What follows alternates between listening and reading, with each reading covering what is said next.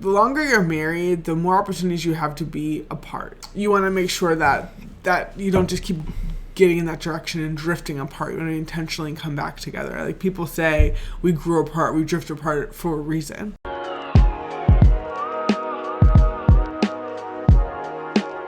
What's up, fam? Welcome back to our channel. My name is Tim. This is my beautiful wife, Pauline, and you're tuning in to another episode of the W Podcast, where you get wisdom in the word with the Wheelers. Hey, so we are super excited. We have an amazing topic this week, somewhat of a part two from last week's episode where we were talking about the 7 habits of a healthy dating relationship. If you missed it, please check that out, because so many people wonder, why didn't the relationship end up working out? Like, you have a relationship where you think it's going to be a forever thing, and it's not. Sometimes there's keys that you're missing that would have helped you see it all the way through.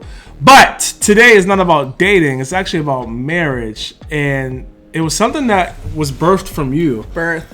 And I would love for you to talk more about the premise for today's episode.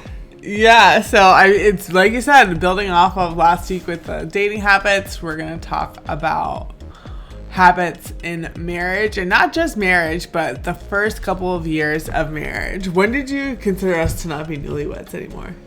I don't even think about it. Like, maybe obviously we've talked about this so many times. Like, to some people, we definitely are still newlyweds. Like, I don't know. If you've been married for 70 years, if you've been married for 70 years, 7 years is... I don't know. They would say we're new. I think I know you don't know. Go ask somebody that's been married for a long time. I don't... Okay, but anyway... But yeah, I mean, newlyweds, whatever. I don't care about that term. Guys, this is a guy answer. Just be honest. But anyway, a lot of people get nervous when we're at the dating stage of, like, you know, getting a flow of dating. Maybe you've been together a year and a half, and then you're, you know, slowly transitioning into engagement, and then marriage can come pretty fast, which is a good thing if you know this is your person. But marriage is kind of scary because it's something you've never done before, and if you had a great example growing up, but a lot of us did not, are going to do some things differently. And there's so many horror stories out there of your first year of marriage is your worst year, and it's awful, and the transition is so bad, and so many people question their decision afterwards, really not being prepared. We don't subscribe to that. Right. I definitely think it is, of course, a major transition, but it can be done really well. So we're here. If you're feeling that way, if you're feeling afraid of newlywed stage of newlywed life, hopefully you're mostly excited about it, but obviously there are some transitions in it. We don't want you to go into it as sober-minded as possible. Excited, but still sober-minded. So today we're going to tell you 7 habits of newlywed life that have a high return that helped us. They do definitely build off of the habits last week, so we can jump right in. Yeah, and I do want to say off the top, these are habits that you should strive for, whether you are married already and you're watching this, or you hope to be married one day. You're definitely not going to start your marriage day one doing all these things great. Yeah. And even if you're on day 1,000,000, there's going to be always progress that we can work towards. So it's not about perfection, but it's about, can we consistently do these things? Because I do believe that if you consistently do these keys that we're going to share, you are going to have a healthier marriage. Like, it's just impossible to do this. It's like saying it's impossible to eat broccoli and healthy vegetables and fruits all day, and that's all you eat, and you work out and not be in shape. Like, it's just, eventually the math adds up that you are going science. To be. Yeah. This is like relationship social science. So, and let me just say too, as I was going through these points, I didn't realize that at the end of the day, and maybe you knew this because you're the one that came up with the points, but it's all about unity. Mm-hmm. At the end of the day, like, every point we're going to share is speaking to different way to connect, being unified. And as the Bible says, the two will become one. That's not something that just happens at the altar. Yeah, that's something that happens as you walk out and work out your relationship journey. Ladies, we got a special announcement. If you have not heard, there's an amazing event by Natasha Miller called the Call to Women Masterclass. If you're looking for an event where you can come together with other women who are looking to pursue whatever God has for them next in their season of life. This is an event you do not want to miss. It's happening on February 17th, which is actually next Monday if you're watching this podcast when we release it. And if you want to join, all you got to do is scan this QR code right here and you can sign up for it. Now, let's get back into the podcast. The first point, I'm going to give it to you. Going to bed together each night. Why is this a habit? Yeah. That's how, because I feel like somebody going to listen to this, hear that and be like, okay, this is dumb. Yeah, and it's so what do we mean by going to bed together each night? It means literally going into your bedroom together as a married couple, getting ready for bed, getting in bed together at the same time. Now, obviously that's going to look different for everybody, and that's okay, but I think really your goal should be like, I'm not going to go to sleep without you. And I know this does not work for a lot of couples because some people are night owls or early birds or whatever the case is. Some people go to bed at 9, some people go to bed at midnight, and you probably already know your partner's habit if you are engaged right now because you guys talk on the phone at night or you just catch up, hey, what time do you go to bed? You have a good idea of like what their habits are already, and you're probably thinking like, I don't know how this is gonna work. Do you remember, were we the same before we got married? We both would say, I'm going to bed. You let me go to bed right now. I know, I'm so tired, sorry. But we would both say we're going to bed, but then you would be up 2 hours after we say goodnight. I would be up a little bit, so yeah, it's something that it is work, and I think that again these are habits. If you can do it 3 or 4 nights out of the week, because obviously everyone's work schedules are different or have to maybe be up at different times, but I think it should be a goal, even if you can only do it once a week or something, where it's like, hey, we're going to bed together. I feel like that's a realistic thing for everybody to be able to do. Yeah. It's like just one night a week, let's try to go to bed. Now, obviously, there's couples where maybe someone's in the army or they're away and they can't for whatever reason, but whenever you two are together for a stretch, like try to go to bed together at the same time. Now, why? Right. So the reason why it's important is because it's something that you do every day that you guys can control and you can build connection. So going on a date night every single night, not realistic. Maybe even having dinner together every night is not realistic because of work schedules and different things like that. Everybody goes to bed. And if you guys are, living in the same house and married, you're sleeping in the bed together. There's so many times where couples, they become like ships passing in the night, and there's no intentionality. Oh, I'm leaving the house, you're coming in the house. We haven't had a meal together. And this is also another reason why date nights are important, but this is a smaller, more consistent and a free way for you to connect on a daily basis, because while you're getting ready for bed together, while you guys are brushing your teeth, or if you're able to take a shower together, if you have a big enough shower, or if you don't, maybe one of you's taking a shower, one of you's brushing your teeth, and one person's picking their clothes out for work the next day, another person's doing their skincare, whatever it is, you're just intentionally being around each other. Because a lot of people, everyone goes to bed, everyone takes a shower, everyone does these things.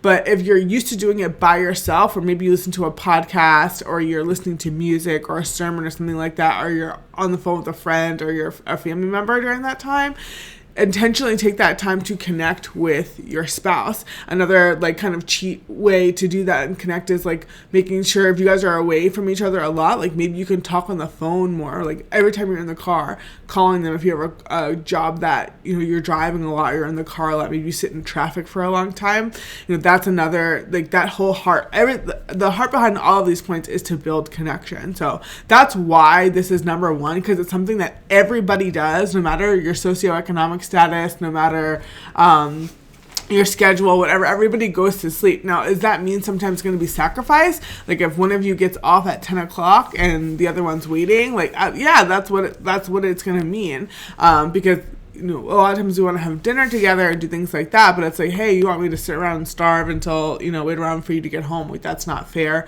Or one of you eats dinner out because of your schedule. But you can definitely wait up an hour or two to see your spouse and make sure you guys go to bed together and kind of build your rituals together.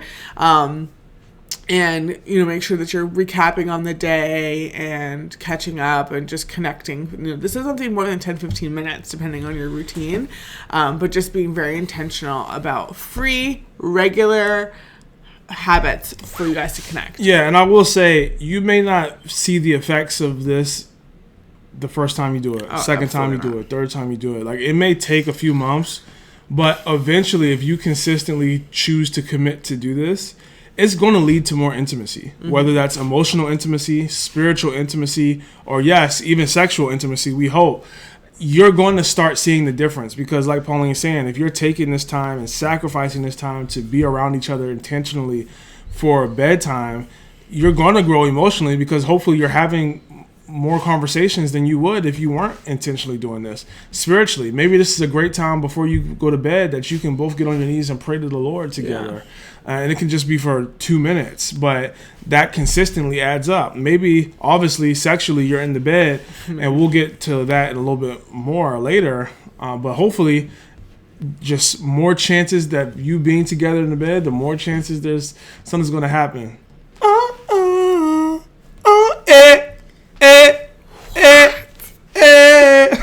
I'ma put you to... Wow, is that? I had no idea where I was going. Wow, you feel better you got that out? Ain't that how you did it? No, that ain't it.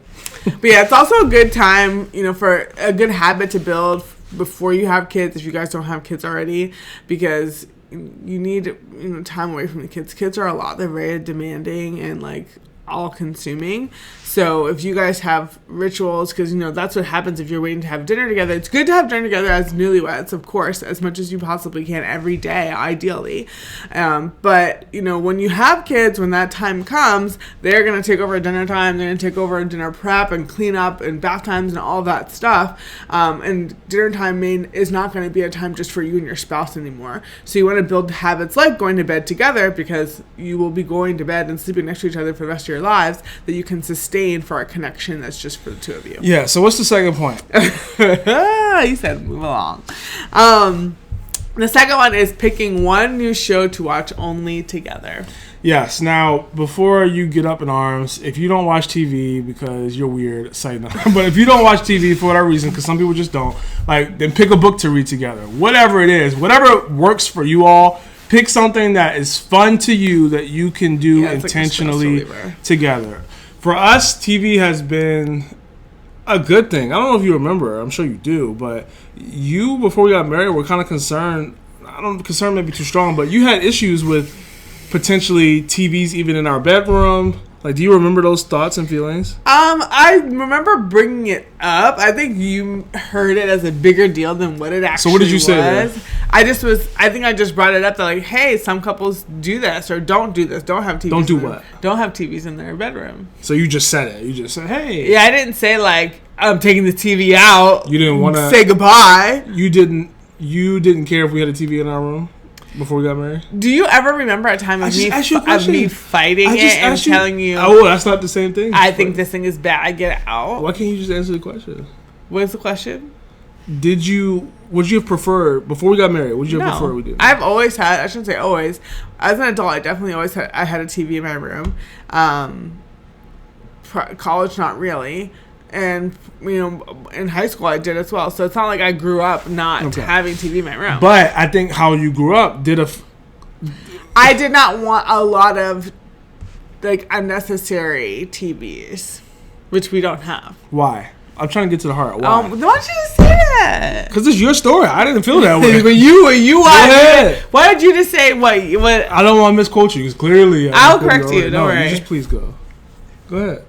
What was it? What was what? That's I don't know. You're pulling it out of me. Just you didn't want to have a TV because you were afraid that there was gonna prevent us from connecting. That was the heart. That was the deep seated I don't want to say fear, but concern of why some people don't like having TVs in their house is because they want their family to be connected. Right. So for me, it wasn't about us in marriage. It was more about kids. So what he's trying to say, that he's not or wants me to say, is the family I grew up in, we had more TVs than we did people in the house, and everybody was off in different rooms pretty much all the time everybody was home watching different things. TV wasn't really like a point of connection for my family growing up. And I felt like you did not want that. I felt like you didn't want that for us heading into our marriage. Right. I didn't want that. Okay, that's my whole point. So, but it wasn't a marriage thing. Okay. That being said, I think it was helpful for us, or it has turned out to be way more helpful than I feel like you could have imagined. Yeah. TV has definitely been more helpful for us because we have been able to find shows that we both can watch together. Now, that may be more of a challenge for some couples. I respect that. Right. So TV may not be the best thing for you, but you just the point here is find something that you two can do together on a somewhat frequent basis that helps you connect and stay unified. Because I know for us, it definitely has helped us because it's a time where we can laugh. Mm-hmm. Like, the more you can laugh in your relationship, the better. Absolutely. Because life is stressful, as you all know, and being able to laugh with your partner helps alleviate some of the stresses and pressures that come. Mm-hmm. Now, why did you add this specifically? Like, what made you, like, this needs to be on the 7? Yeah, I mean, all the reasons that you gave of, like, having something to unify each other on, to come together, to laugh together on a regular basis. Obviously, in today's day and age, it's so easy to find shows to watch together. Like, when I was growing up, to my point about my family, we didn't have streaming, so maybe it would have been easier to find a show we all watched together or a movie we liked together if we had streaming when I was growing up. But now, in marriage, it's very easy. Sometimes it can take a while, to find a show, but then when you do, it works because you don't have to find it. Especially as a Christian. Boy, it's hard to find a show you can watch that ain't just completely... Right. Food Network's a good place to start. Ratchet. But yeah, that way you don't have to pick a movie every time. And it's a good way to, like, learn about each other. Like, how do you react to this? How do you react to that? This show trash. Obviously, shows can be a good way to just kind of ignite some conversations and have some hypotheticals. So I think it's a really fun thing to do and, like, gives you guys something to look forward to after you unwind after a long day. And obviously not saying you have to watch TV every day if that's not what you want to do, but it's a good way for people to kind of just relax and, like, chill out. And even if TV doesn't work, you can find, like, if there's a YouTube, like, channel or something that you guys both like together. We like to watch Nick DiGiovanni from MasterChef, so that's like good wholesome food entertainment. Food's a good place to start, and then you can even, like, cook together if you wanted to based on your next date night. So number 3 that you put on the list, 7 habits that will help you build a healthy marriage as a newlywed, and honestly any stage of life.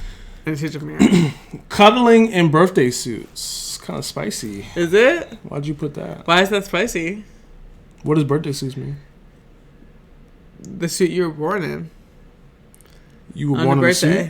Yes. You had a shirt and tie? Yep. Birthday suit. Some people actually might not know what that means. So who? A lot of people. Are you scared to say what it means? Scared?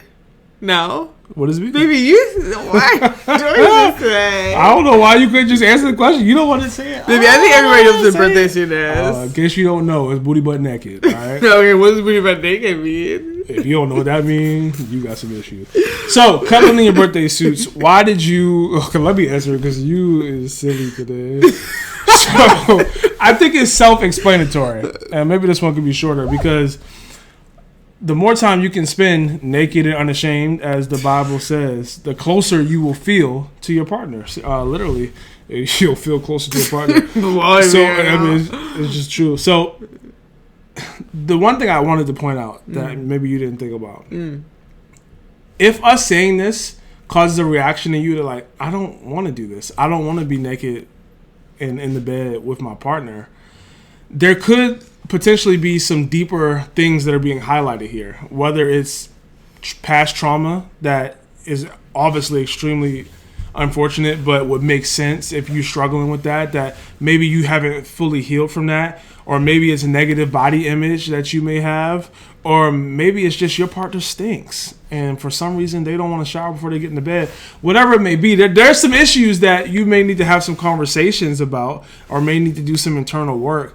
But that work is worth it if on the other side, this is another area of your life where you can come together and be in unity. Because obviously, when you are intimate with your partner in that way, we're not even talking about having sex, just literally laying there, like in order to do that, I feel like there has to be a level of safety and trust that you have with your partner. And if you don't have that, this is a great opportunity to be able to work on that. Because I think one of the things, thank you, Holy Spirit, that a lot of people in marriage put themselves in unfortunate situations is situations will come up in your marriage where you could be hitting an obstacle, whether it's you don't want to have a joint bank account or you don't want to talk about a certain issue. And instead of dealing with it so that you two can walk together in unity forever, you just take your separate sides and you say, it's actually better for our marriage if we don't talk about this. This works for us. And it's just an excuse not to be unified and deal with the issue that's at hand. And we're telling you, even though it's hard work, and we're not downplaying that, it's hard work sometimes to deal with our past trauma, to deal with our pain, to deal with whatever we need to address in our marriage. If you can address it, you're going to see more freedom, you're going to see more joy, you're going to see more peace, you're going to see more unity in your marriage on the other side of those awkward or hard or painful conversations. So we just encourage you, like, don't run from that. There's going to be conversations. Yeah. Don't run from having them if they come up. Right.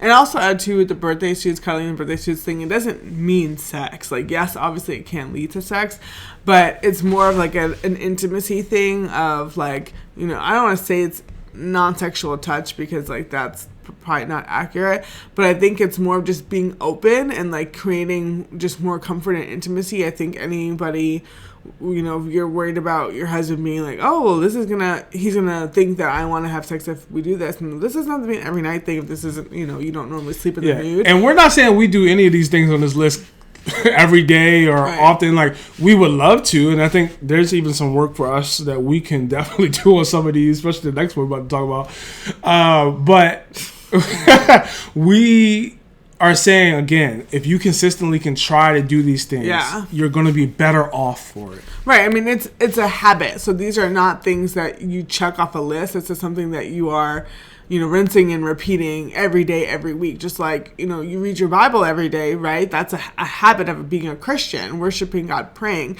This is a habit. You brush your teeth every day. You shower every day. These are habits. Is a habit. Yeah, these are not things that you'd say, oh, I did it once or I did it for a week and I didn't see any results. Like, this is a part of your marriage maintenance, if you will. But yeah, it doesn't necessarily mean sex. Like, oh, I don't want to cuddle naked with my husband because that's going to mean, you know, we're going to have sex. And I think that you both need to have the understanding and have that conversation of. And that's hard. I'm not going to hold you. Right. But it's kind of like an openness thing of like, I want to be close to you and I want to be intimate, but maybe I don't want to all the way have sex right then, you know. And I think that it can become something that's like a gateway or a ramp to sex if you guys do have a harder time being consistent with sex, just on your own. But, and you guys maybe listen to this like, oh, I'm not going to have a problem with that. And like, that's fine. And like, I thought that too. And if you don't, that's great. But if you do, this is a tool that you just have in your back pocket if it ever comes up. Yeah. And I will say that conversation that Pauline's saying you may need to have if you have issues is great to have in our next point, which is marriage meetings to discuss the business, quote unquote, side of life. And this is something that is just super intentional. Yeah. That, like we just joked about a few minutes ago, we can definitely be better with it. But having a set time every week, every month at least, something where there's a set time where, you know, we're going to sit down to be able to talk about our life, it can definitely help your marriage. And you may not see the need for it when you first get married, especially if you two happen to both work from home and you feel like you're always around each other. But as life picks up and you have kids and they have to go to school or practice or whatever it may be, things are going to get more chaotic and it's going to cause more of a need for you to make sure you have intentional time for you to be on the same page. Right. Because even if you are on that stage of life where everything's feel pretty manageable, then your meetings will just be really short, and that's totally fine. This is probably our biggest struggle, and we have done some things over the years to make it better in the sense of like, you know, one season, we used to go to Panera for our meetings, and then Tim would say, okay, well, you can get whatever you want for dinner. Not whatever, but, we'll get something to eat. Crazy. Yeah, get something to eat out as a way to, like, kind of make this meeting not so bad, because budget meetings are really hard for us, and I know they're hard for a lot of couples because it's just a lot of talking and conversations, and, especially if times are tight, it's not fun.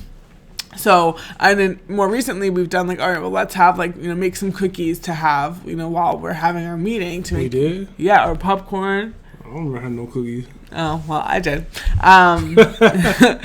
So there's things you can do if the meetings are really hard and really like you feel like, because there was a time I felt like when we were walking away, like we didn't like each other. Like it was more of like, causing an argument or a fight. Like didn't feel good leaving them.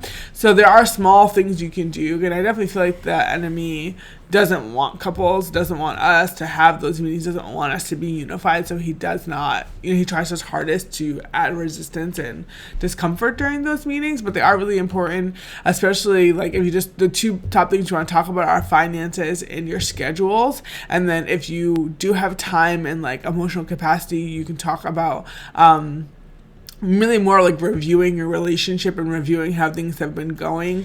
Yeah, it's a great time to be able to see how your partner's doing emotionally. Yeah. Because like Pauline mentioned earlier, it can be really easy in marriage for you two to be like ships passing the knife or in the night, because life there's a lot of different responsibilities that you have to take care of.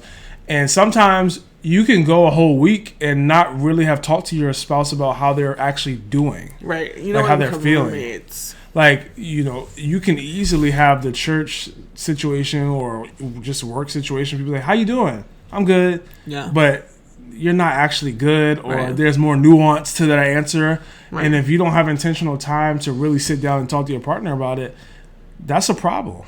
Right. Because a lot of these things are not necessarily going to solve a problem in and of itself, but it's really creating opportunities for you to connect.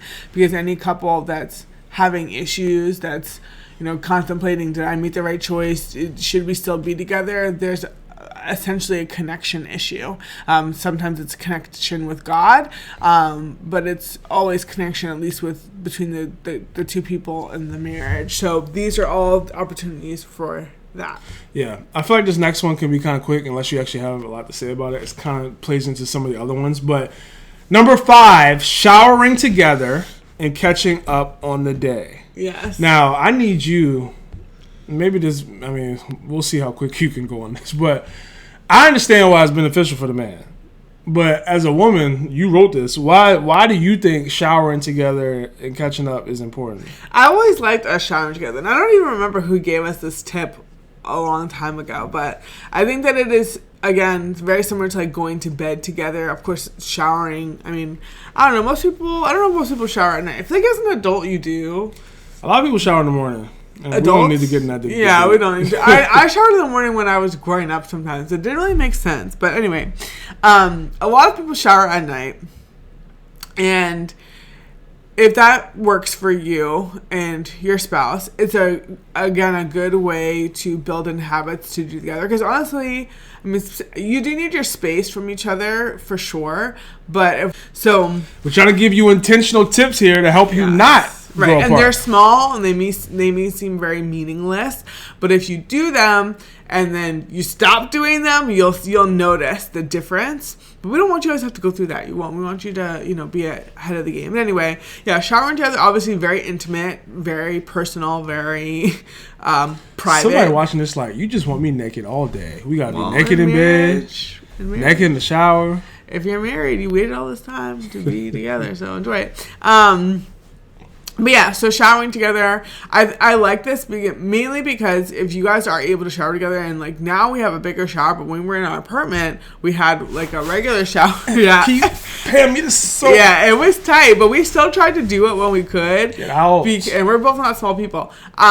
Because it created a lot of laughs. Like I used to like throw water on Tim or try to like open up the curtain on him, and like it was a lot of fun. And maybe this is something that you only do once a week. Like if it's not going to work for you, if you do have a super small shower, and it's going to cause more issues than non-issues, then just try once a week. Because for some people, I do respect that the shower may be the only time in the day that they feel like they have their own private time. Yeah, and it's not supposed to be something that is, burdensome. This is supposed to be fun. So if it's not, then, don't do it. Yeah, try something else. But obviously showering is great because it's something, again, you have to do every day. And it's easy to do while you guys can talk. And obviously a lot of men connect through activities. Not that showering has to be like an activity, but it's an easy way, I think, to catch up with, ladies, for you to catch up with your husbands, sitting on the toilet, Whoa!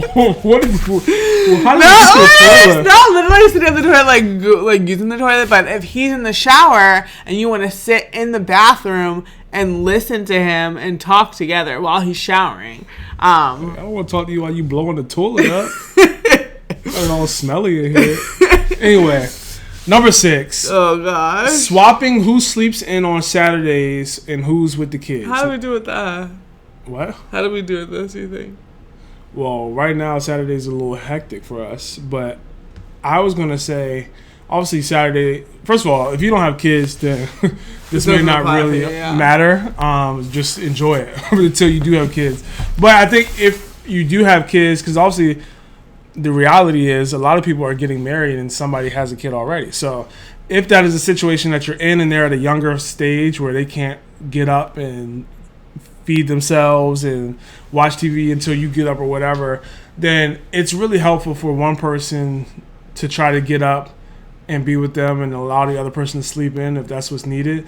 But if for some reason this is not able to happen, I think just having moments during the weekend, if possible, where one person can get away from the kids is helpful. And I feel like we try our best to do this well.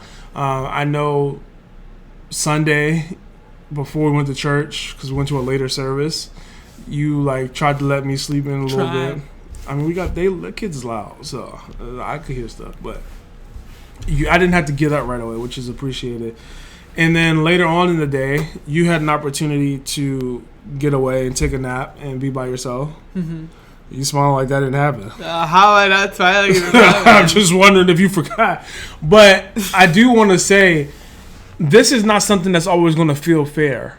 Oh, yeah. Because sometimes maybe only one person is going to be able to get time away to themselves. Or, like what happened to us the other day, is Pauline got to be by herself. But I chose to use my alone time, quote unquote, and I had our oldest son with me, which I was willing to do. I wanted to do because he just needed some special attention right there. And that's okay. It's not always... A lot of people get in trouble in marriage when they want everything to be 50-50. Yeah. Every single day is not going to be a 50-50 day. It's not always going to be we both got what we want. Some days one person is going to get more than what they want, less than what they want, and being okay with that and just making sure. I think a good heart is if I notice that I've been getting more of my way, quote unquote, or you've been sacrificing more for me in a way that I'm like, all right, next day I'm gonna make sure I sacrifice for her and I'm gonna make sure she gets something. You should at least want to have that heart. It shouldn't just be she gonna have to find her time on her own. I need my sleep. I need my rest. I'm a man. It's bro, that's not a good heart. Yeah, and that's the beautiful thing about having Christ in your heart, and you do a really good job of this, is whenever I do something for you, that compels you, I want to do something for you now. Of this kind of recycling, or not recycling, but a cycle of love, of giving and receiving. And I know I'm the same way too. When you do things for me, I'm like, okay, this I want to make sure I help him and look out for ways, or create a way to help him, or create a way for you to get rest. So that's what happened, yesterday with you. Getting to rest in the morning was all right, you know what? I'm already up. Let me just turn the sound machine, go get the boys, and come downstairs. Even if it's not the longest amount of time, it's something. And at least because I wanted you to see the effort. I wanted you to at least see okay, at least you tried, even though it wasn't the the most restful time. Yeah. But it was better than me just, hey, I have to be up, you have to be up. That's not, fair either for both of us to be tired if it's not possible. And it is a lot of times when you have kids, it is this parent, it is a tag team. and that there's nothing wrong with that. Like, you got my back, I got yours. That's what it is. And I know that it can feel really hard, for the moms out there. Like, I obviously understand, because I'm one too, where it feels like, okay, I'm the primary parent, I'm always the one getting up, I'm always the one with them all day, and all those different things. And like, yeah, that is true, and it is really hard. Like, I get it, I'm living it with you.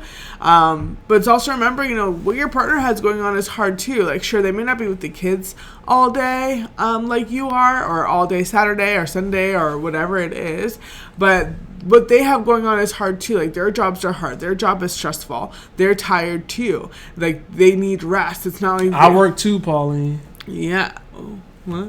That could be what somebody's saying. Like, we that both you work. well, yeah, and it's not about who works more or who's with the kids more. It's about, what does my partner need? And if you need rest, if you're tired because you're with kids, or because you have a job, or because, people are sick, I don't know, whatever you have going on, the bottom line is you're tired, right? And you need rest.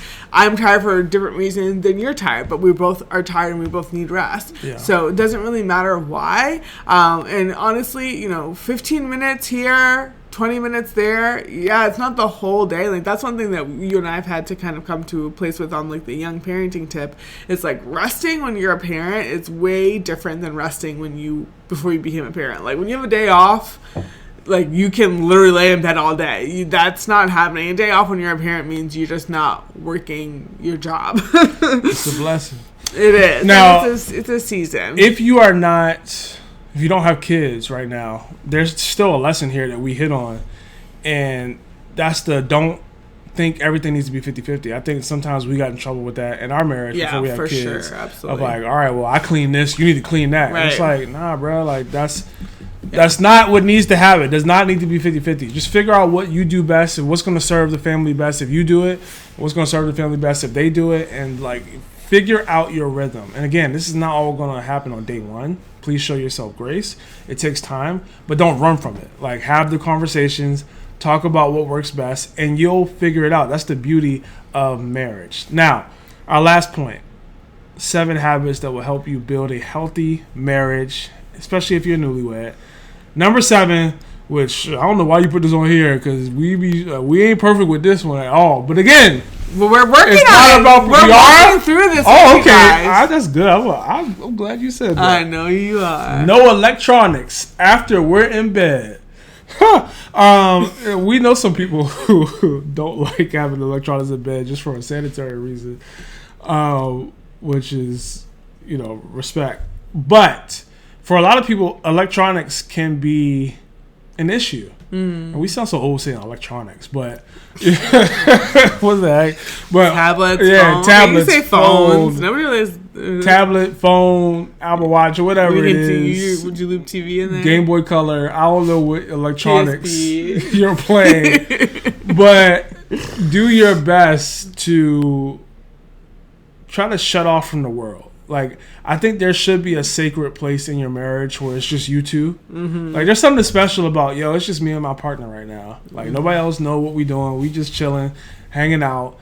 And I think that also builds intimacy when you feel like you have somebody else's undivided attention. No one else in the world is getting their attention right now. Like, that's special. I like that. You do. Good. I like what you just said. Good. Conviction. Anyway. What did you say? What? Oh, you heard that? Everybody heard that. Woo! But seriously, anything you want to add to this? No. Why'd you add it? Because it's important. Good. Listen, none of us are perfect. We all out here trying to get better. But if you choose to take these 7 keys, principles, apply them to your life, whether now or in the future, you are going to have a better marriage. Point blank, period, is going to happen, because the whole principle and key of this whole thing is you are doing your best to intentionally connect with your partner. And when you intentionally connect with your partner, it's going to be hard to pull you away. Let no man take apart what God has put together. I didn't quote that perfectly, but it's a verse in the Bible. This has been another episode of W Podcast. We hope it's been helpful. We'll see y'all next week. Bye. Thanks for watching this video. To get more Christian relationship advice, subscribe to our channel. And make sure you check out our other videos as well.